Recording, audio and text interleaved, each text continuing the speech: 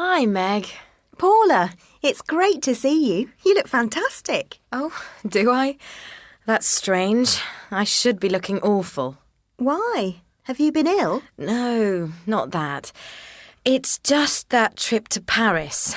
It was a nightmare. Really? You must be joking. Don't tell me you didn't have a good time. When you told me you were going, I was green with envy. No wonder. I was so excited I just couldn't wait to go. Now, I wish we'd gone to the Lake District, or even just stayed at home. But what was so bad about it? Well, in the beginning, everything looked all right. Mark's boss gave him 2 weeks off without too much trouble. The children went to stay with Mark's mother, and Sheila, you know, my younger sister, promised to come over to our place to feed the hamster. So we packed our suitcases and set off. Sounds all right so far.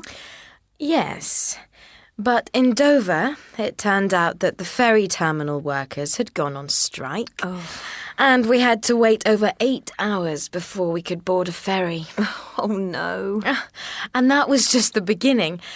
During the passage, the weather turned stormy, and I was terribly seasick all the way across the channel. Oh, poor you. Yeah, it was horrid.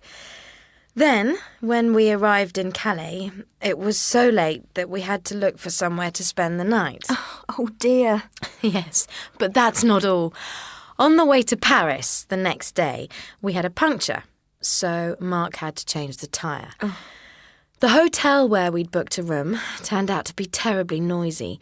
It was pouring with rain most of the time, and some of the galleries I wanted to visit were closed. Oh, no.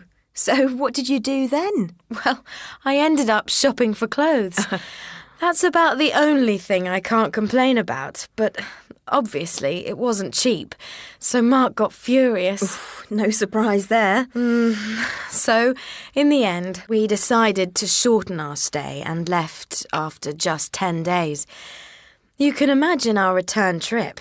I was unhappy, Mark was mad at me because of the money, and when we got home, the flat was flooded. Oh, flooded? Yes, we couldn't believe it.